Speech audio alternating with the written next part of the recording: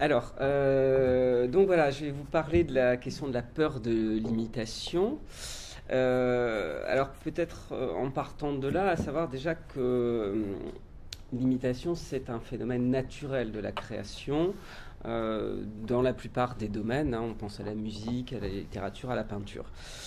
Euh, pour ce qui concerne la littérature, bon, on peut faire la notion d'imitation est complexe et recouvre des réalités très différentes, de l'allusion, de la citation, réécriture, pastiche, parodie, ou même plagiat, même si là on est plutôt dans une dimension légale. Mais moi, je n'ai pas voulu me centrer sur une approche narratologique de cette question-là, ce qui avait été déjà, il y a déjà énormément de travaux dessus. Et plutôt, je voulais réfléchir sur la dimension existentielle ou identitaire impliquée dans l'acte mimétique. Et pour cela, peut-être partir d'une différence qui est celle qu'on peut poser entre l'influence et l'imitation, qui sont des phénomènes extrêmement liés, puisque l'influence déclenche souvent des phénomènes mimétiques. Et on connaît des grands influenceurs dans la littérature, on pense à Shakespeare, à Flaubert. Proust parlait d'une intoxication flaubertienne, que Pérec, par exemple, avait éprouvé aussi, son premier roman, Les Choses. Il explique que c'était un vouloir être Flaubert qui le dirigeait dans l'imitation de ce style. Et donc, c'est pour ça que l'imitation, qu'on considère souvent comme un phénomène contrôlé, un phénomène parfois ludique, est aussi un phénomène inquiétant pour l'écrivain. Un phénomène, notamment on voit bien avec l'influence, phénomène où il peut y avoir emprise de quelqu'un d'autre. Parce que finalement, ce qui est en jeu pour l'écrivain, c'est aussi son style. Écrire avec les mots d'un autre, c'est mettre en question son style, et le style, c'est bien ce qui, du point de vue du lecteur ou du point de vue de l'auteur, après, plutôt là je parle en termes de perception, peut être perçu comme une sorte de marque identitaire, de signature textuelle. Donc à partir du moment où vous écrivez dans un style qui n'est pas le vôtre, cela pose une question sur qui êtes-vous en tant qu'écrivain, quelle est votre manière d'écrire. Sachant qu'en plus, il y a une sorte de valeur supérieure autour de laquelle les œuvres sont évaluées, qui est celle de l'originalité. Avec la valeur de l'originalité ayant changé au cours des siècles, 16e, 17e jusqu'au 18e, c'est au 18e que ça bascule. On a un rapport avec l'imitation qui est assez différent de ce qu'on trouvera après le 18e siècle. Mais je ne vais peut-être pas rentrer dans le détail là, mais il est clair que la question pour l'écrivain est bien d'être original. Il y a une valeur de l'originalité, donc qui crée une sorte de couple entre l'imitation, associée parfois à la répétition, à l'aliénation identitaire, par rapport à l'originalité, et qui a donc entraîné la nécessité de se positionner chez les écrivains par rapport à ces valeurs, et donc aussi de modifier ou d'infléchir les différentes pratiques mimétiques qu'ils pouvaient mettre en œuvre. Donc, dans l'essai, si vous voulez, j'ai divisé en deux temps mon étude, ce que je vais suivre là pour vous le présenter. Dans une première partie, j'examine, ce que je vais vous présenter là, la question des malaises par rapport à la question de l'imitation. Pourquoi est-ce qu'il y a une gêne, voire une peur face à cette question? Et dans un deuxième temps, je vous parlerai des stratégies mises au point pour repenser la question de l'imitation, de sorte que l'imitation ne soit plus l'antagoniste de l'originalité, et donc de l'invention. Alors, donc d'abord, les origines, si vous voulez, de la peur ou de la gêne face à l'imitation. Donc il y a des raisons historiques, il y a des raisons sociales, et je l'ai dit pour commencer, des raisons existentielles ou identitaires. Alors la première chose qu'on peut peut-être observer, c'est qu'il y a de fréquentes critiques à l'encontre de l'imitation qui ponctuent comme ça la littérature.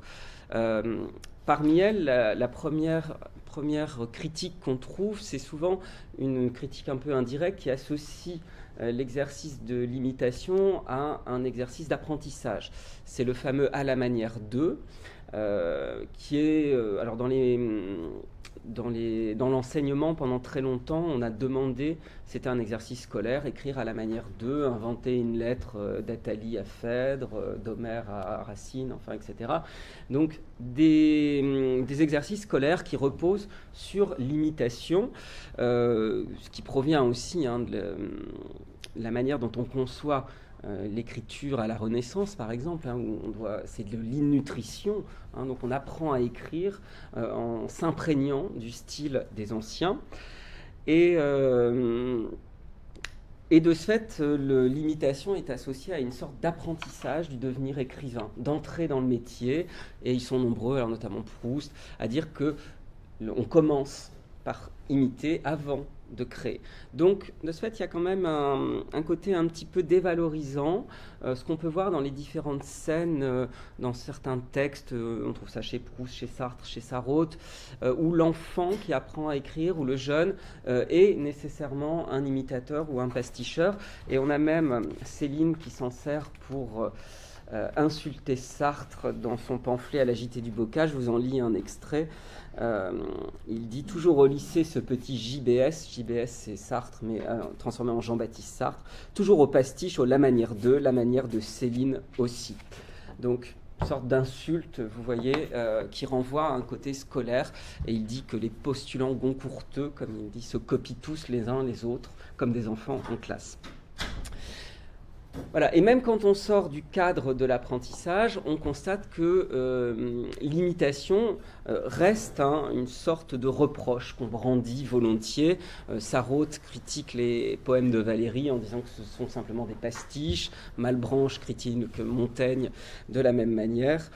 Et puis quand on observe les mises en scène du pasticheur ou de l'imitateur, il y a peu de textes qui mettent en scène des imitateurs, des figures positives d'imitateurs. La plupart du temps, ce sont des personnages secondaires qui produisent des imitations de mauvaise qualité, ou alors les textes vont s'intéresser à des sortes de figures dérivées de l'imitateur, comme le pédant, qui est quelqu'un qui imite effectivement la parole des autres. On trouve ça chez Molière. L'autodidacte chez Sartre dans La Nausée, qui est quelqu'un qui a essayé d'apprendre tous les ouvrages de la bibliothèque de Bouville dans l'ordre alphabétique et de les mémoriser par cœur, et donc il ne sait plus rien dire, penser, faire qu'il n'ait mémorisé dans un texte. Et on pense aussi aux figures extrêmes du scribe et du copiste qui apparaissent au XIXe, comme Bartleby de Melville ou Bouvard et Pécuchet. Bouvard et Pécuchet qui décident, qui sont des vrais imitateurs, de lire et d'imiter, et puis qui à la fin se résignent complètement même à ne faire plus que de la copie. Simplement, c'est même plus de l'imitation. Et donc parmi toutes ces figures, il y en a quand même une qui ressort un petit peu, qui est la figure du faussaire. Parce que là on a une figure plus contestataire, plus révoltée. C'est un visage qui est souvent noir, mais qui possède ce potentiel de révolte contre l'ordre en place. Alors on trouve ces faussaires chez Pérec beaucoup, chez Calvino aussi, ou dans La place de l'Étoile de Modiano, il y a un personnage qui s'appelle Charles Lévy-Vendôme et qui a entrepris de réécrire toute la littérature française avec des apocryphes, donc en imitant mais en transformant en même temps. Je vous lis ce qu'il déclare, son projet. Il dit ceci: j'ai réinventé à moi seul toute la littérature française. Voici les lettres d'amour de Pascal à Mademoiselle de la Vallière, un conte licencieux de Bossuet, une érotique de Madame de Lafayette. Non content de débaucher les femmes de ce pays, j'ai voulu aussi prostituer toute la littérature française, transformer les héroïnes de Racine et de Marivaux en putains. Donc vous voyez, projet clairement animé par la revanche, la vengeance contre l'ordre institué. Alors en même temps, à côté de toutes ces critiques, on observe, et là encore c'est un signe que l'imitation ne va pas de soi, un besoin de justifier la pratique mimétique. Un besoin qui apparaît même au XVIe siècle, au XVIIe siècle, alors que c'est une pratique tout à fait instituée et légitime. Et on trouve ça dans des textes même de La Fontaine, comme dans la fable Le jet paré des plumes du Paon, un texte qui est une dénonciation, une critique des plagiaires, mais qui en même temps ne prend pas vraiment position, parce que La Fontaine sait que ses fables sont aussi un texte d'imitation d'Ésope et de Phèdre. Mais donc on voit chez les différents écrivains un besoin aussi d'encadrer les pratiques mimétiques, donc de donner des règles. Alors certains disent que oui, on peut imiter, mais il faut cacher ses sources. Ça, c'est la position de Guès, de Balzac, de Montaigne. D'autres disent qu'il faut au contraire montrer ses sources, parce que c'est plus honnête. Chateaubriand, Burton. Certains disent qu'on ne peut copier que les anciens, parce que ce sont des textes d'autorité, mais avec qui il y a la distance qui les sépare. Ça, c'est la position de Charles Nodier, par exemple. Puis chez certains, on trouve même des contradictions, voire de la mauvaise foi, puisque certains critiquent l'imitation et puis la pratiquent en même temps. Alors c'est par exemple Nodier qui dit que le pastiche, c'est un exercice d'intérêt très limité et qui ne peut être que court dans ces questions de littérature légale. Et puis il écrit tout un texte, l'histoire du roi de Bohême et ses 7 châteaux, qui est un grand pastiche et qui contient plusieurs pastiches. Balzac a à peu près la même position. Je ne sais pas si vous connaissez les 100 contes drôlatiques. C'est un texte peut-être moins connu que les grands romans de Balzac, qui est écrit en imitation de vieux français, qui étaient très à la mode dès le XVIIe siècle. Et donc un texte un peu jubilant. Et on a dit à Balzac, bon voilà, c'est un pastiche de Rabelais. Et Balzac, à plusieurs reprises, s'est justifié, non, je n'ai pas pastiché Rabelais, j'imite une langue, de toute façon, pasticher Rabelais, c'est impossible, etc. Donc on sent qu'il a besoin de dire qu'il imite un état de la langue, donc quelque chose qui est collectif, qui appartient à tout le monde, et pas un écrivain. Vous voyez, parce que le rapport, finalement, à l'individualité et à la question de la singularité n'est pas du tout le même quand vous imitez un accent, une manière de parler, que quand vous imitez le style d'un écrivain. Voilà, parce que finalement, à chaque fois en jeu, dans l'imitation, soit il y a quelque chose qui répond, pour certains, à une sorte de lacune identitaire. Ça, c'est très net chez Pérec. La lacune identitaire traverse vraiment la plupart de ses personnages, de son œuvre, et c'est pas innocent qu'il entre en littérature avec Les Choses, qui est un grand pastiche du style de l'éducation sentimentale. Donc on sent qu'il y a ce pastiche qui répond à un besoin de s'entourer d'une famille. Et d'ailleurs, dans la plupart des textes, Pérec cherche à reconstruire une famille littéraire quand la filiation, sa propre filiation, elle est brisée, détruite à cause de la guerre, etc. Et dans La Disparition, le personnage d'Anton Voil, qui est le premier personnage à disparaître, qui est affecté d'une sorte de trouble identitaire, d'amnésie sur son passé, écrit son journal intime pour essayer de s'analyser, de se comprendre. Et la particularité de ce journal intime, c'est que c'est une série de pastiches. Justement, au lieu d'être une écriture autobiographique, ce sont multiplications de pastiches. Et l'un de ces pastiches est une sorte de grande réécriture de Moby Dick, et qui se termine par et c'est juste peu de temps avant qu'Anton Voil disparaisse, et les derniers mots sont « à Moby Dick, à Maudit Bic », avec une contrepétrie qui associe un symbole du blanc, qu'est la baleine, de la disparition, à l'écriture elle-même. Donc l'idée qu'en même temps, il y a une recherche, d'un support identitaire dans l'écriture, mais qui ne parvient pas à sauver Anton Voil de sa disparition.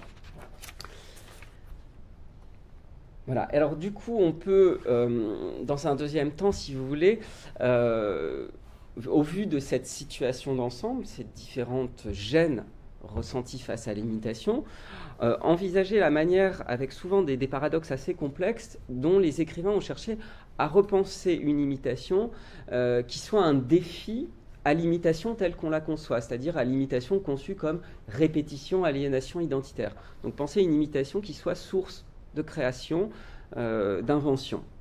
Alors la première manière de s'y prendre, c'est de considérer qu'on peut guérir l'imitation par l'imitation, que l'imitation est une sorte de thérapie contre l'imitation, ou un remède dans le mal, si vous voulez. Et là, le cas le plus célèbre est évidemment celui de Proust, qui a théorisé cela, avec notamment ses pastiches dans un texte qui s'appelle « L'affaire Lemoine ». C'est une affaire de faussaire, et Proust écrit une série de pastiches donc il pastiche différents écrivains pour relater l'affaire Lemoine. Donc il y a un pastiche de Flaubert, de Sainte-Beuve, des frères Goncourt, de Saint-Simon, etc. Alors Proust explique dans sa correspondance, dans une de ses lettres, il explique ceci, alors c'est un passage très connu, je vous le lis quand même. Pour ce qui concerne l'intoxication flaubertienne, je ne saurais trop recommander aux écrivains la vertu purgative, exorcisante du pastiche. Quand on vient de finir un livre, non seulement on voudrait continuer à vivre avec ses personnages, avec Madame de Beauséant, avec Frédéric Moreau, mais encore notre voix intérieure, qui a été disciplinée pendant toute la durée de la lecture à suivre le rythme d'un Balzac, d'un Flaubert, voudrait continuer à parler comme eux. Il faut la laisser faire un moment, laisser la pédale prolonger le son, c'est-à-dire faire un pastiche volontaire, pour pouvoir, après cela, redevenir original, ne pas faire toute sa vie du pastiche involontaire. Donc, vous voyez, un pastiche concerté, délibéré, pour se débarrasser en fait de la pulsion imitative, de l'influence du livre qu'on vient de lire. Mais alors ce qu'on constate, c'est que les choses ne sont pas si claires que ça chez Proust, parce que déjà, dans l'affaire Lemoine, ce sont des textes assez joueurs où Proust se met en scène à l'intérieur de ses pastiches. Il y a plusieurs pastiches, il y a des pastiches où il intervient comme personnage, alors notamment un duel. Il doit participer à un duel. Il y a des textes qui citent certaines de ses relations mondaines. Parfois, on entend comme sa voix qui se devine à l'intérieur. Donc, on a l'impression que, effectivement, Proust ne veut pas se laisser expulser de l'univers qu'il pastiche. Il imite un univers d'un écrivain, mais il revient à l'intérieur. Et ce qui est assez intéressant, c'est de voir que dans sa correspondance, il explique qu'il veut vraiment faire des pastiches qui ne soient pas des copies. C'est-à-dire qu'il veut faire des pastiches qui soient des créations, qui ne contiennent aucune expression démarquée, décalquée de l'écrivain qu'il est en train d'imiter. Et par exemple, dans son pastiche de Renan, il est très content d'avoir introduit l'adjectif aberrant, parce qu'aberrant n'est jamais utilisé par Renan, mais que ça fait très Renan quand même. Et dans une de ses lettres à Robert Dreyfus, il explique ceci, après l'impression de l'affaire Lemoine, j'ai eu 2 souvenirs involontaires, c'est-à-dire qu'il a repéré 2 endroits où vraiment c'est presque de la copie. J'en suis si désolé que cela m'engagerait à réimprimer ces petits pastiches, rien que pour enlever les 2 phrases, 2 sur l'ensemble, qui me semblent un peu démarquées. Et ces 2 phrases, il les appelle 2 tâches affreuses, et il ajoute « J'ai tout le temps peur de faire de nouvelles découvertes ». Donc vous voyez l'idée que si on imite, il faut imiter, mais qu'il y ait création à l'intérieur. On pourrait aussi évoquer le cas de Stendhal, mais je pense qu'après ça va être trop long, donc je vais... juste Stendhal est très influencé dès le début par Rousseau. La lecture de Rousseau est un choc pour lui, et il va sentir qu'il y a une sorte de mainmise du style de Rousseau sur lui, et il va donc chercher à imiter des écrivains dont le style est antagoniste, antithétique de celui de Rousseau, pour se libérer. Il dit « je voudrais me dérousseauiser ».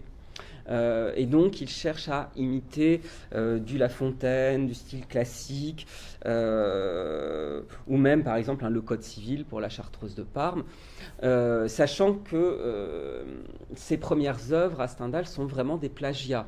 L'un de ses textes, écrit sous pseudonyme, c'est Vie de Haydn, Mozart et Métastase, où il plagie différents critiques d'art, critiques musicales, et il prend des morceaux qu'il assemble ensemble, mais en même temps, il y a création, parce qu'il emprunte partout, et on voit aussi que la question chez lui de la thérapie vis-à-vis de Rousseau ne sera pas définitivement réglée, puisque quand il écrit son autobiographie Vie de Henri Brulard, elle se repose nécessairement. Et il y a plusieurs moments de doute où il se dit, est-ce que je dois parler comme Rousseau ? Est-ce que mon projet est-ce que je vais mentir comme Rousseau, etc., etc. Donc on voit que de toute façon, même en concevant une imitation contre une autre, vous voyez, il n'y a pas comme chez Proust, finalement, il n'y a pas une thérapie complète de l'imitation par l'imitation. Alors, autre manière de concevoir l'imitation comme liée à la question de l'originalité et de l'invention, qui est assez étonnante, c'est de concevoir que l'imitation peut améliorer une œuvre ou corriger une œuvre. Alors évidemment, c'est une prise de position qui demeure très subjective, puisqu'elle suppose une évaluation des œuvres les unes par rapport aux autres et une question d'une progression. Mais c'est par exemple ce que dit Virgile, qui empruntait beaucoup, alors notamment à quelqu'un qui s'appelle Ennius, et il expliquait que s'il a emprunté des vers à Ennius, il a tiré des perles d'un fumier. Rien que ça. Alors c'est une phrase qui est quand même très connue et qui est recitée par énormément de gens qui ont imité. De même, on prête à Shakespeare d'avoir dit que... Parce que alors Shakespeare, c'est un grand imitateur. Hein. Il y a des calculs qui ont été faits, mais certaines pièces, ça donne le vertige. Il y a des vers entièrement repris à droite, à gauche, et on se demande comment il arrive à faire une pièce en prenant autant de vers à droite, à gauche, et ça tient. Hein. Et donc on lui prête ce mot d'avoir dit qu'il avait tiré une jeune fille du ruisseau en empruntant certains vers. Voilà, parce que finalement l'idée est que, imitant, l'écrivain sélectionne des éléments, les transforme, les met dans un autre contexte, va plus loin que son modèle, et donc participe à une sorte d'amélioration. De ce fait, avec cette justification-là, l'imitateur gagne un peu sur tous les tableaux, puisque non seulement ça supprime l'idée d'une répétition, d'une aliénation identitaire, mais en plus ça crée même presque une dette du modèle de celui qui est imité vis-à-vis de l'imitateur. L'imitateur qui le met en lumière, qui le bonifie, etc. Et on a même pu penser l'idée d'une sorte d'imitation collective, qui est au cœur par exemple du projet de Du Bellay pour la Pléiade, dans la défense et illustration de la langue française, où il faut imiter collectivement tous les poètes, les modèles grecs et latins, pour améliorer le français, pour améliorer sa langue, pour créer une poésie française à partir de ce modèle-là. Et on retrouve cette idée d'une sorte de collectivisme impliqué dans un progrès aussi chez Lautréamont. Hein. Lautréamont qui dira, c'est dans Poésie,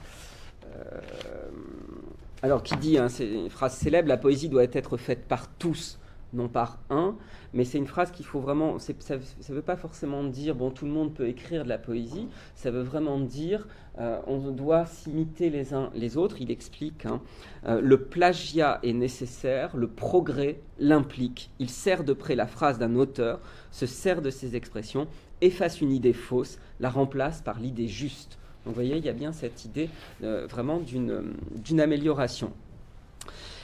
Et alors, dernier aspect, thérapie par l'imitation, amélioration par l'imitation. Maintenant, l'idée que l'imitation permet de repenser à l'aide d'une série de paradoxes la question du rapport à l'origine. Parce que c'est finalement le problème que soulève l'imitation. Valéry le dit très bien. Il dit « ce qui ne ressemble à rien n'existe pas ».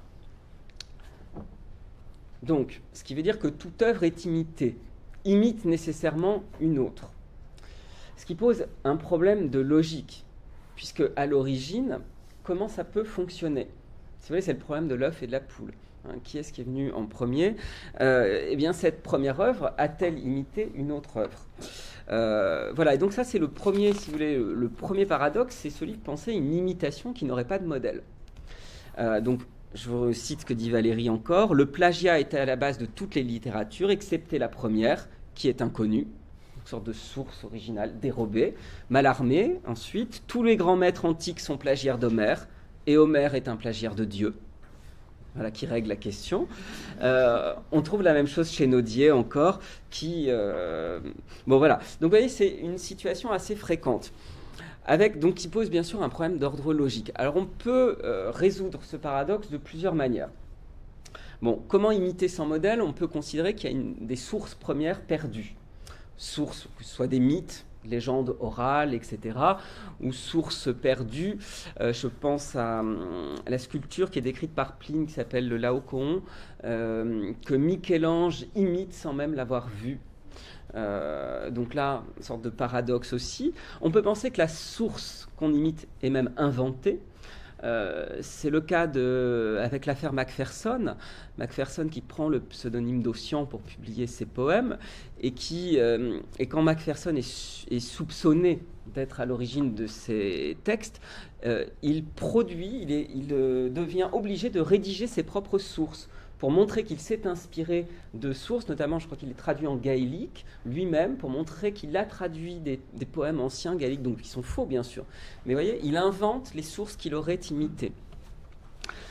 Troisième possibilité, il peut y avoir imitation sans modèle si la question de l'imitation est décidée par le lecteur, c'est-à-dire que les ressemblances sont des projections faites par le lecteur, ce qui permet à Proust de voir le côté Dostoïevski de Madame de Sévigné, ce qui évidemment est une impossibilité logique et chronologique, mais ce qui provient de la manière dont le lecteur peut le lire.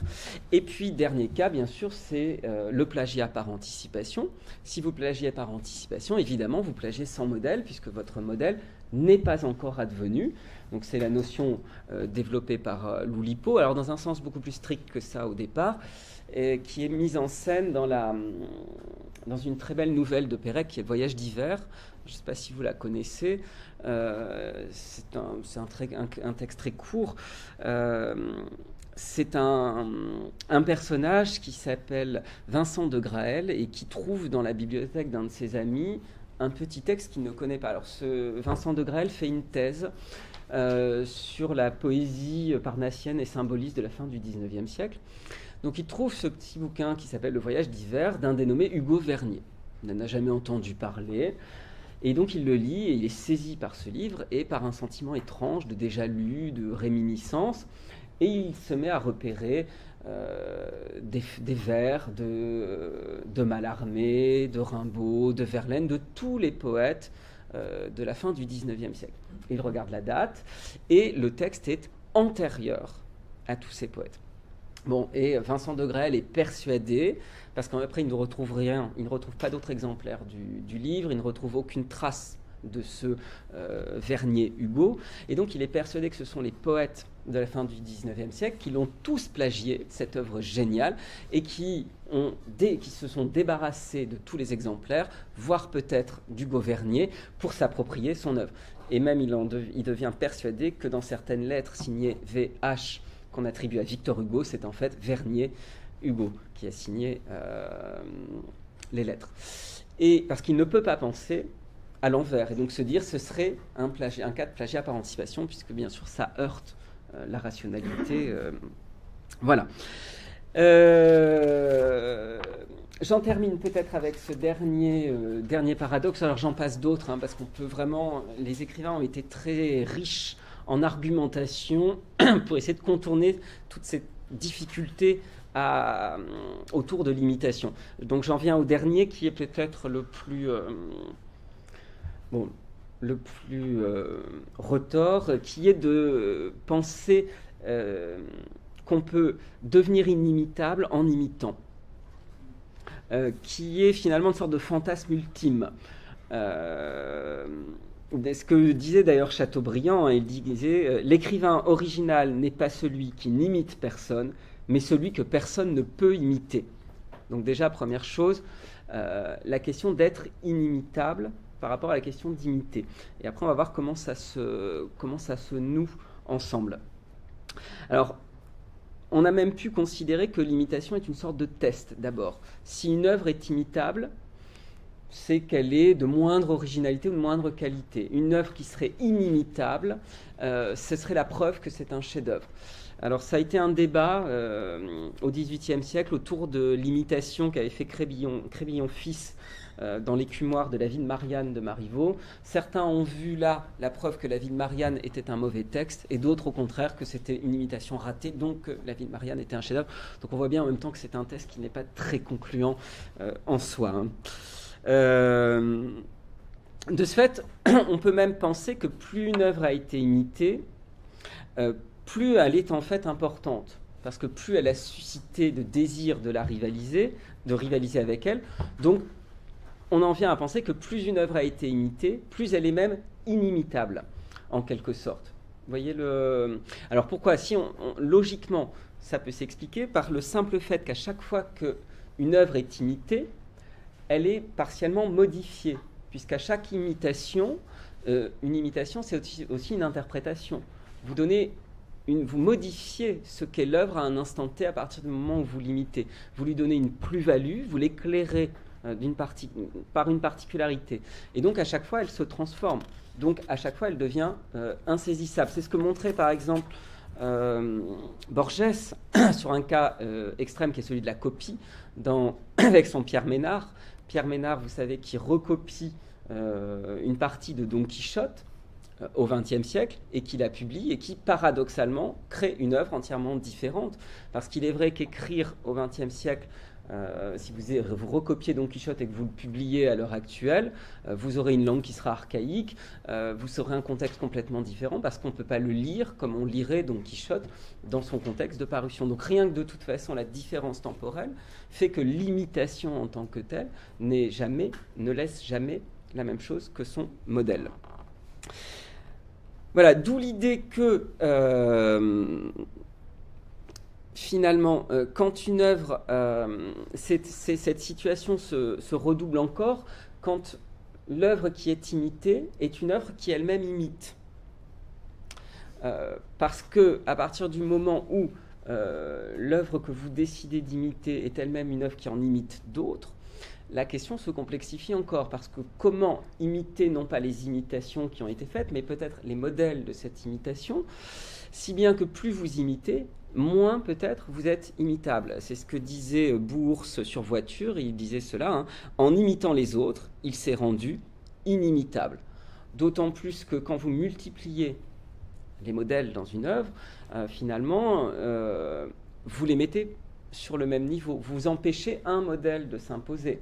Et vous montrez comment tous ces écrivains, finalement, sont précurseurs de votre œuvre. Comment, finalement, ils annoncent le texte qui les imite. D'où, et après j'arrêterai là, dernier fantasme qu'on va trouver dans les essais en particulier, c'est celui à la fois de devenir en quelque sorte inimitable, à la fois en imitant et en étant imité. Des deux côtés.